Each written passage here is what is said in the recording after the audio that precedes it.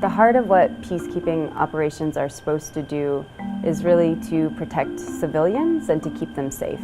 I think today, a lot of what happens is they face a lot of challenges outside of the identity of why they were first formed. The US-UN asked us to look at 3 peacekeeping missions in the Middle East, one in the Golan Heights, the other one in Jerusalem with regional offices all over the Middle Eastern region, and then another one in southern Lebanon. These peacekeeping missions are facing several issues because of non-state actors and spillovers from the Syrian war, and these issues or the struggles are not reflected in their mandates. We felt like the timing was good to take a broader look at what these missions are doing. We are always really interested in fresh thinking and fresh approaches, so that's why we were really interested in working with the SEPA students. We conducted more than 35 interviews in New York, so different UN missions, diplomats, think tanks, experts, and then we also went to the field to meet not only with the blue helmets, but also with stakeholders, politicians, diplomats on the ground. A lot of stakeholders we spoke to, especially with Lebanon and Israel, they say conflict is inevitable. When the next war breaks out, when Hezbollah will strike again, when Israel will take a preemptive strike, and so it's the use of the word when instead of if that really struck a chord with us. That imminency isn't going away, but what we could make go away is kind of the insecurity around how the peacekeeping missions would survive and increase stability as much as they feasibly could.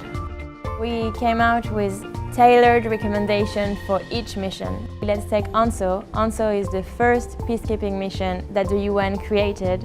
We've recommended to simplify the reporting and communication mechanism, and at the end of the day to enhance coordination between all the missions. I think the best case scenario is that we'll be able to carry forward the students' recommendations to request different types of reporting from these missions to the Security Council, to give them new tools and new equipment, and to save the American taxpayer money too. So in the end, this could have really concrete results. The US-UN could obviously conduct all this research by themselves, but they can't, for instance, talk to Syrians.